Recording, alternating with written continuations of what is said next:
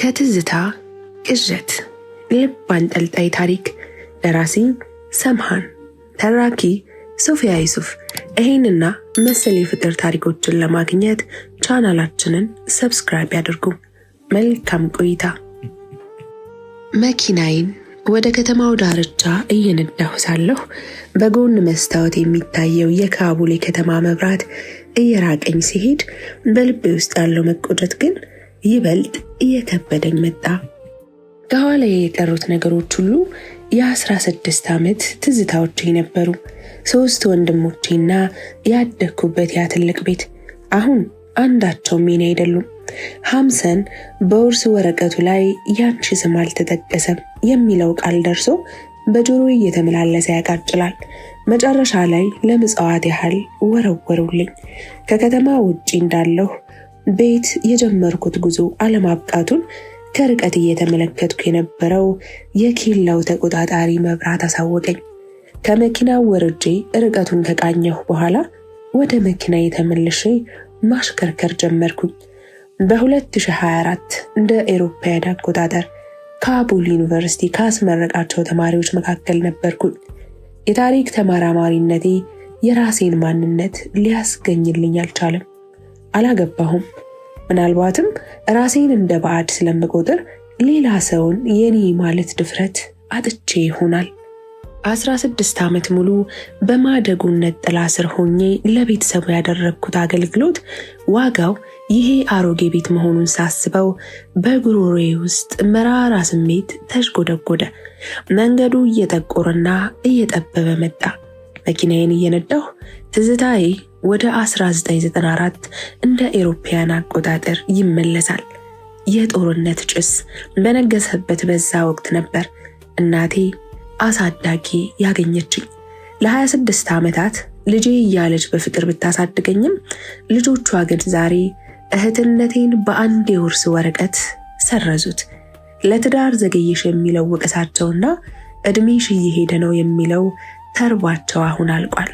ከዛሬ ጀምሮ እኔና ብቸኝነቴ ብቻችንን ነን። መኪናዬን ከአሮጌው ቤት ፊት ለፊት አቆምኩት። ቤቱ ከሩቅ ሲታይ የቆመ አይመስልም። ይልቁንም በታሪክ ተሸክሞ የጎበጠ ይመስላል። ግድግዳዎቹ አርጅተው ቀለማቸው ረግፏል። ጣራው ላይ ያሉ የሸክላ ክዳኖች ተሰባብረዋል።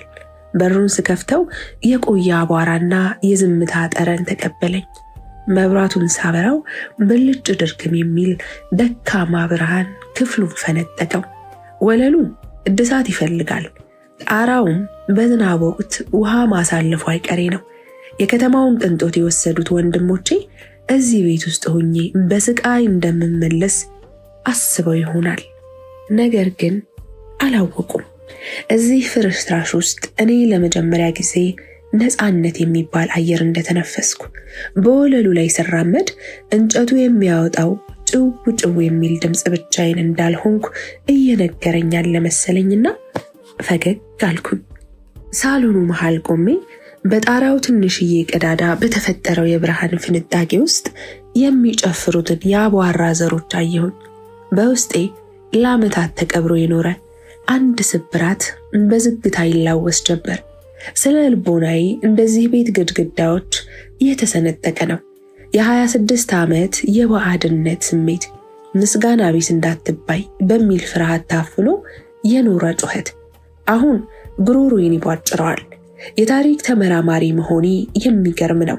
የሌሎችን ጥንታዊ ስልጣኔዎችና ጦርነቶች ስመረምር ኖሬ የራሴን ውስጣዊ ፍርስራሽ ግን አይቼው አላቅም። እዚህ ቤት ውስጥ ግን መደበቂያ የለም። ይህ ቤት እኔን ይመስላል። የተረሳ የተተወ፣ ነገር ግን በውስጡ ጥልቅ ምስጢር የያዘ። ወደ መኝታ ቤቱ አመራሁ። በሩን ስከፍተው በዝገት ሳቢያ ቃሰተ። ያ ድምፅ ልክ የልጅነት ትዝታዬን እንደ መቀስቀስ ነበር። አልጋው አጠገብ ወዳለው መስታወት ቀረብኩኝ። መስታወቱ በጭጋግ ተሸፍኗል። ልክ እንደኔ ማንነት በእጄ ጠረቅ አደረግኩትና ራሴን አየሁት። እነዛ የ1994ቱ ጦርነት ያስቀራቸው አይኖቼ አሁንም ድረስ የሆነ ነገር የሚፈልጉ ይመስላሉ። በ10 ዓመቴ በካቡል ጎዳናዎች ላይ ስሮጥ እናቴን ወላጅ እናቴን ከኋላዬ ስትወድቅ ያየሁበት ያ ቅጽበት እንደ ፊልም በአይነ ህሊና ይመላለሳል። ያን ቀን ነበር የኔ ስሜት የቆመው። ከዛ በኋላ ያለሁት እኔ ለራሴ ሳይሆን ለሰው ደስታ የምኖር ጥላ ሆኜ ነው። ዛሬ ወንድሞቼ የውርስ ወረቀቱን ሲያሳዩኝ ውስጤ አልደነገጠም። እንዳውም በመጨረሻ ታወቀ የሚል እፎይታን የተሰማኝ። በእንጨቱ ወለል ላይ በድጋሚ ተራመድኩኝ። ይህ ድምፅ ግን ብቻዬን እንዳልሆንኩ የሚነግረኝ ይመስላል። ምናልባትም ይህ ቤት እኔን እየጠበቀ ሲኖር ነበር ይሆን? በመስኮት በኩል የሚገባው ቀዝቃዛ ንፋስ የልጅነት ጠረኔን ይዞ የመጣ መሰለኝ። አይኖቼን ጨፍኜ ለመማግ ሞከርኩኝ። እዚህ ፍርስራሽ ውስጥ ማንም ምስጋና ቢስ ሳይለኝ የማለቅስበት ነፃነት አግኝቻለሁ። ግን እውነት ብቻዬን ነኝ? በቤት ውስጥ ካሳለፍኩት የመጀመሪያ ምሽት በኋላ ንጋቱ መጥፎ ስሜት ነበረው። በለመድኩት ትልቅ አልጋ ፋንታ በዚህ ጠባብና አቧራ በበላው አልጋ ላይ ስነቃ ለመጀመሪያ ጊዜ ሰውነቴ የራሴ እንደሆነ ተሰማኝ። ያደግኩበት ቤት ውስጥ ስነቃ መጀመሪያ የማስበው ዛሬ ምን ባደርግ እናቴንና ወንድሞቼን ደስ ይላቸዋል የሚል ነበር።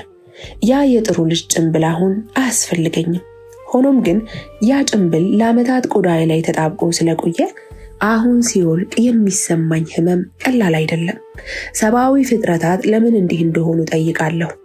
በ1994 እንደ አውሮፓውያን አቆጣጠር ከጦርነቱ ፍርስራሽ ውስጥ ስታገኘኝ አሳዳጊ እናቴ የወሰደችው ውሳኔ ለሷ የርህራሄ ተግባር ነበር። ለኔ ግን የባዕድነት ስር መሰረት ማደጎ መሆን ማለት በቋሚነት የባለ ዕዳነት ስሜት ውስጥ መኖር ማለት ነው። በነፃ ስለተቀበሉን ሁልጊዜም ከሌላው በላይ መታዘዝ አለብኝ የሚል ስነ ልቦናዊ እስር ቤት ውስጥ ነበርኩኝ። ለዚህ ነው ትዳርን የፈራሁት። የኔ የሚባል ማንነት የሌለው ሰው እንዴት ሌላን ሰው የኔ ሊል ይችላል? ራሴን እንደ ንብረት እንጂ እንደ ሰው ቆጥሬው አላውቅም። በውርስ ወረቀቱ ላይ ስሜ አለመኖሩ በልጅነት የደረሰብኝን ያንን ትልቅ ቁስል የመጣ ፍርሃት በድጋሚ ቀሰቀሰው። በቤቱ ውስጥ ወዲያ ወዲህ ስል ያ ጭው ጭው የሚለው የእንጨት ድምፅ አሁንም ያጅበኛል። በስነ ልቦናው ዓለም የሚባል ነገር አለ። አንድ ሰው በልጅነቱ ትልቅ አደጋ ካጋጠመው ሁልጊዜም በዙሪያው ያሉ ትናንሽ ድምፆችን በንቃት የመከታተል ባህሪ ይኖረዋል።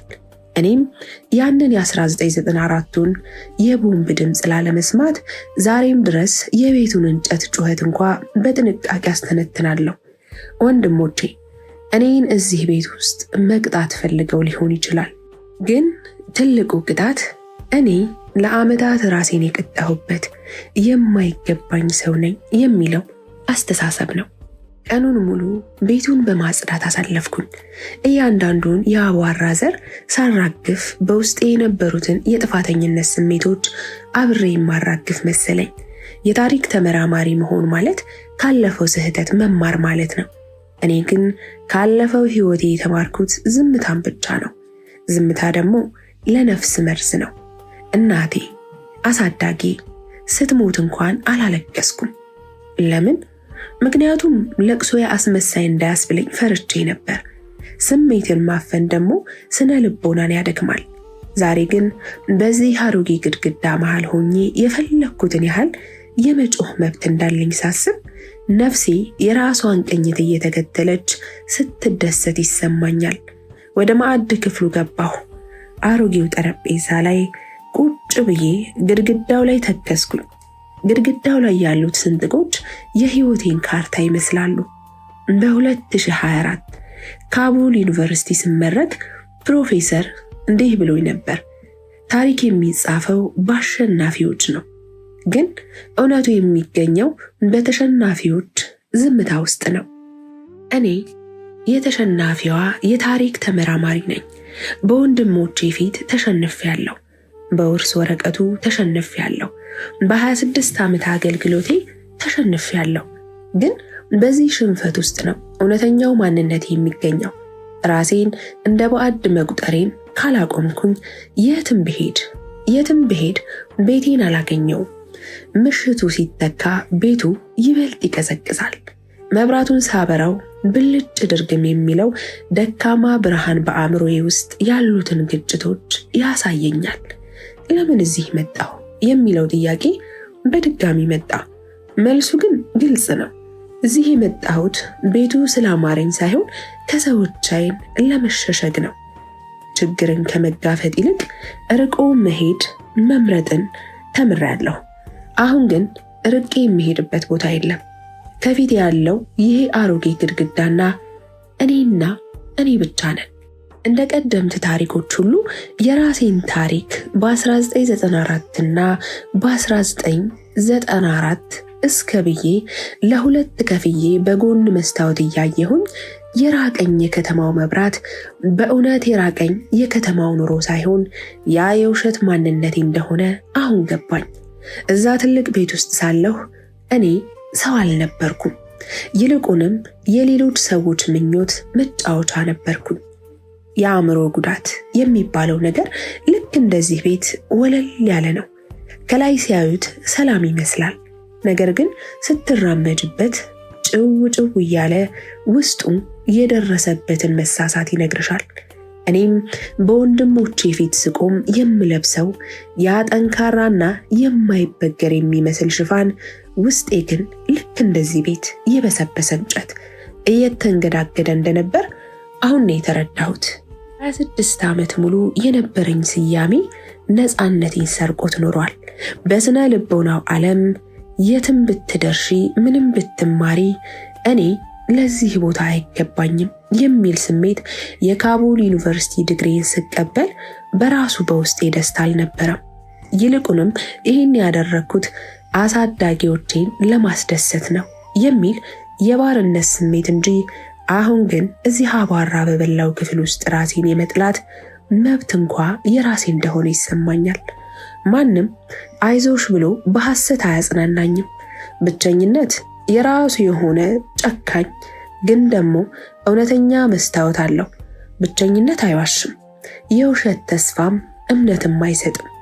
በዛ መስታወት ውስጥ ያየኋት ሴት ለዓመታት የሌሎችን ሸክም ስትሸከም ጎብጣ የኖረች፣ አሁን ግን ሸክሙ ሲወርድላት እንዴት ቀና ማለት እንዳለባት የጠፋት ምስኪን ናት።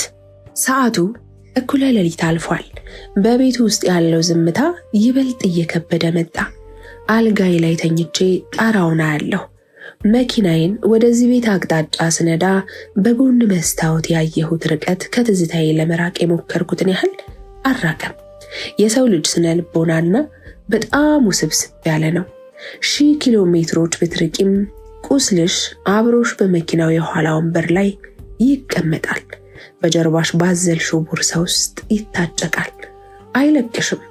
የሄድሽበትን ርቀት ያህል ይከተልሻል። አሳዳጊዎችን ቤተሰቦቼ ብዬ ለመጥራት 16 ዓመታት ፈጅተውብኛል። ግን ዛሬ በውርሱ ላይ ስምሽ የለም ሲሉኝ ያ የ16 ዓመት በአንድ ቀን ተሰረዘ። በሌላ በኩል ግን አንድ ትልቅ ሀቅ ወጥቶልኛል። ፍቅር በውልና በወረቀት አይለካም። እነሱ እህትነቴን በወረቀት ቢሰርዙትም እኔንም ከባዕዳነት ነፃ አውጥተውኛል። አሁን ለእናቴ ላሳዳጊ የነበረኝን ውለታ መክፈል አያስፈልገኝም። ምክንያቱም ልጆቿ ዋጋዬን ከፍለውልኛል። ይህንን ሳስብ በጉሮሮዬ ውስጥ የነበረው የመራራ ስሜት ወደ ሳቅ ተቀየረ። ቤቱ እያለቀሰ አይደለም። ቤቱ አብሮኝ እየሳቀ ነው። ተመራማሪነቴን አሁን ወደድኩት። ምክንያቱም የራሴን ፍርስራሽ እንደ አዲስ መገንባት አሊያም ወይም ደግሞ ቁፋሮ እንደሚያስፈልገው ጥንታዊ ግዛት እያየሁት ነው። ከዚህ አሮጌ ቤት ግድግዳ ስር ምን አይነት ማንነቴ ተቀብሮ ይሆን? አላገባሁም፣ ልጅ የለኝም፣ ቋሚ መኖሪያ የለኝም።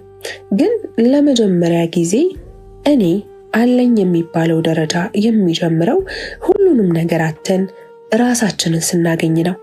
ዛሬ በዚህ ቤት ውስጥ እኔና ብቸኝነቴ የጀመርነው ንግግር ነገ ወደሚመጣው አዲስ ማንነቴ የሚወስደኝ ድልድይ መሆኑ ይሰማኛል።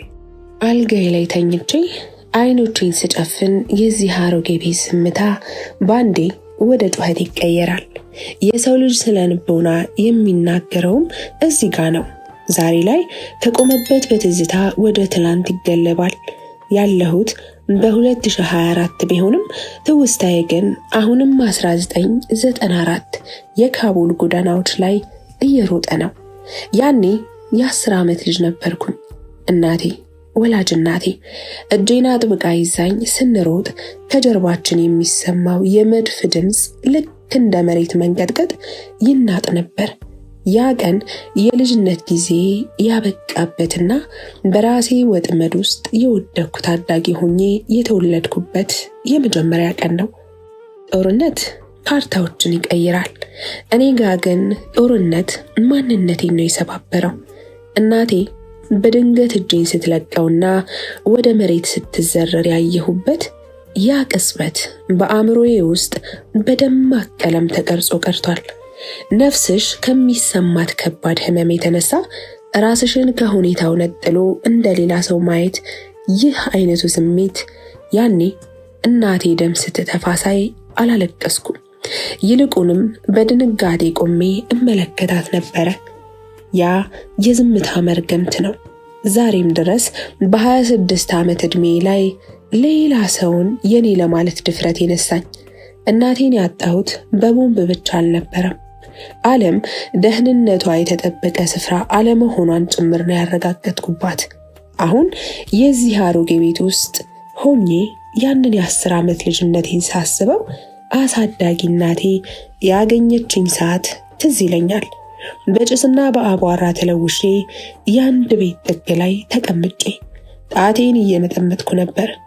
ያኔ ያገኘችኝ ሴት ልጄ ብላ ስታቅፈኝ ውስጤ የነበረው ፍርሃት ግን ይህችም ነገ ትታሽ ትሄዳለች የሚል ነበር። ለዚህ ነው 26 ዓመት ሙሉ ለነሱ ቤተሰብ አገልጋይ የሆንኩት። ፍቅራቸውን ለማግኘት ሳይሆን ዳግም እንዳይጥሉኝ በመፍራት ወይም የመጣል ስጋት ለ16 ዓመት የነፍሴ እስር ቤት ነበር። ትዝታዬ ይበልጥ ወደ ኋላ እየሄደ ወደ ካቡል ጥበብ ትምህርት ቤት የገባሁበትን የመጀመሪያ ቀን ያሳየኛል። አሳዳጊ እናቴ ልጄ ጎበዝ መሆን አለብሽ ስትለኝ፣ እኔ ግን በስዕል ደብተሬ ላይ የምስለው ጥቁር ጭስ ብቻ ነበር።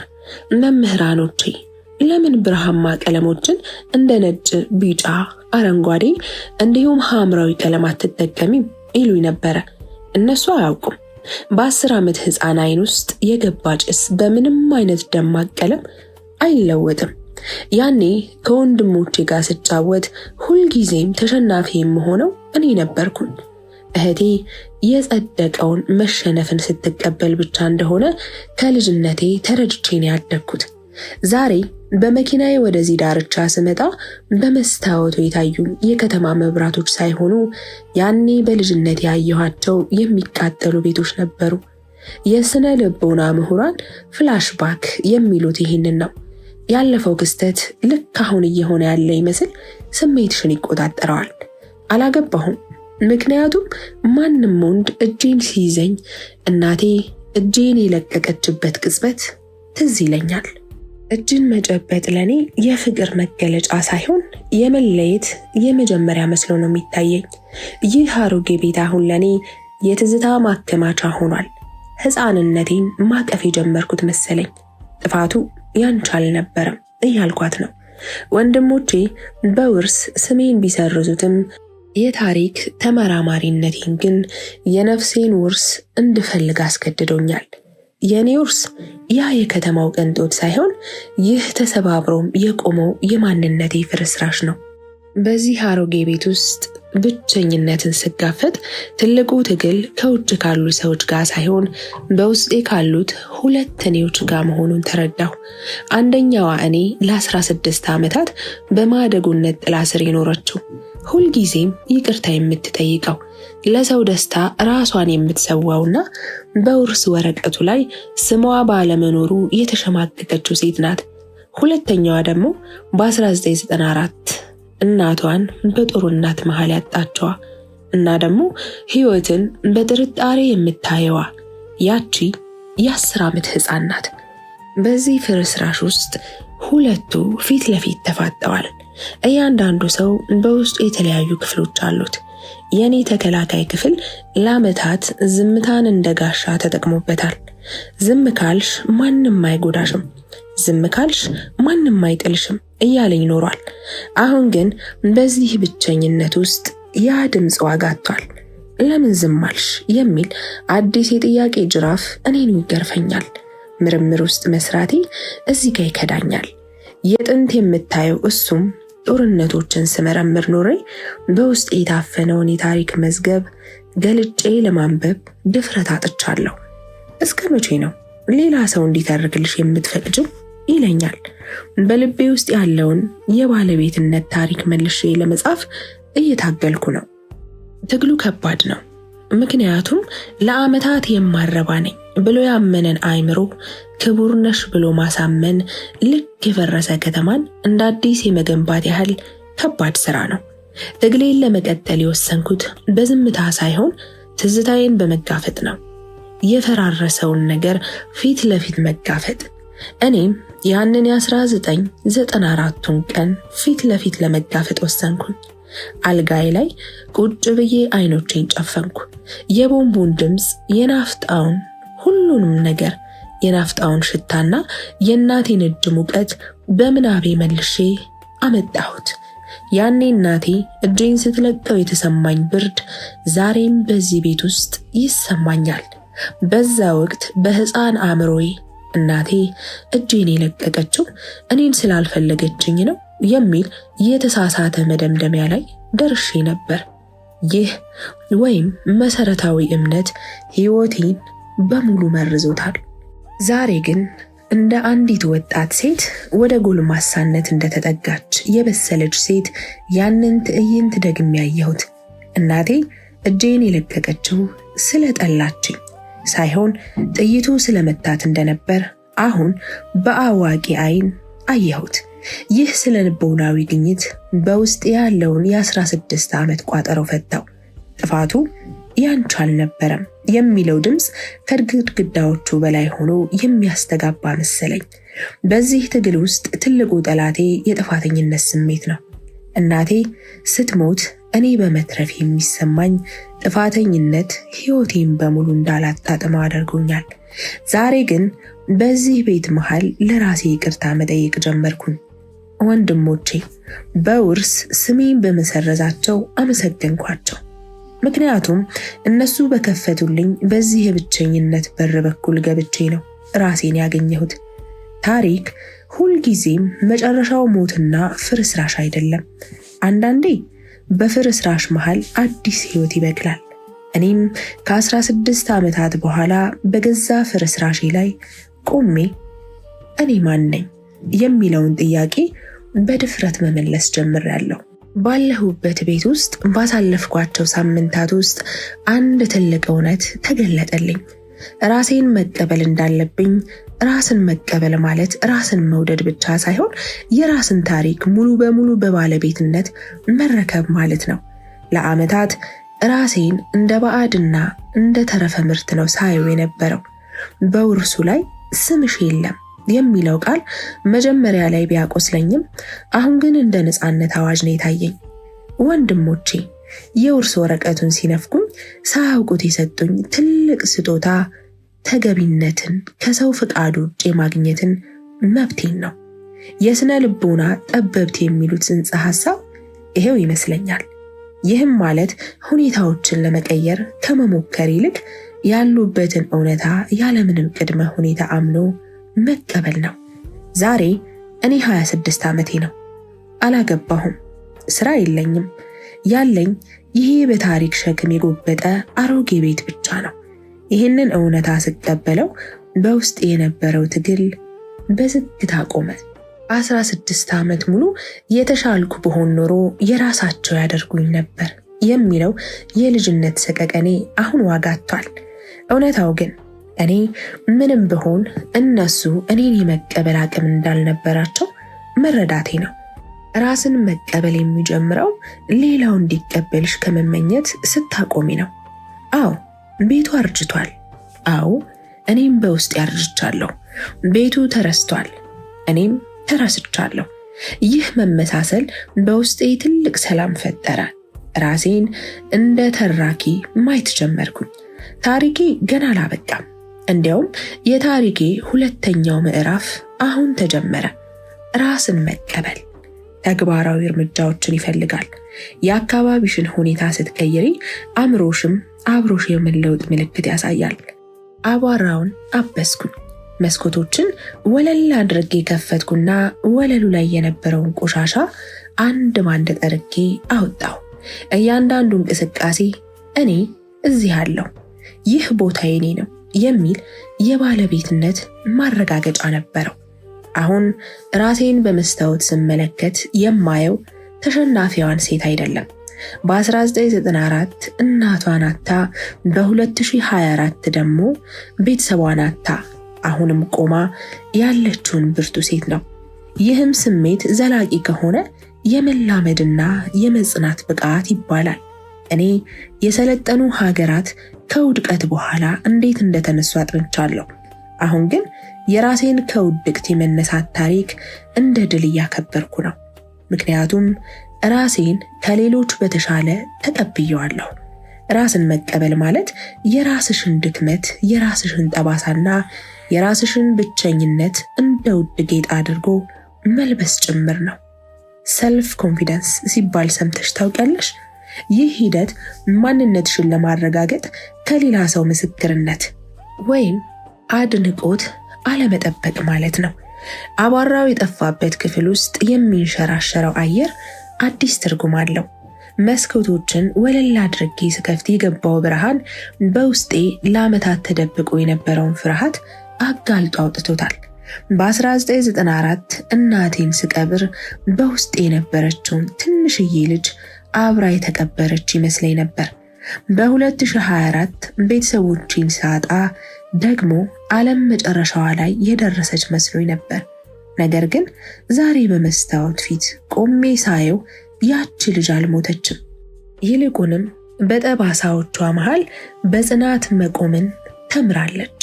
አሁን የተረዳሁት ትልቅ ነገር የሰው ልጅ ትልቁ ጠላት የገጠመው ፈተና ሳይሆን በገጠመው ፈተና ምክንያት ለራሱ የሚሰጠው ዝቅተኛ ግምት መሆኑን ነው።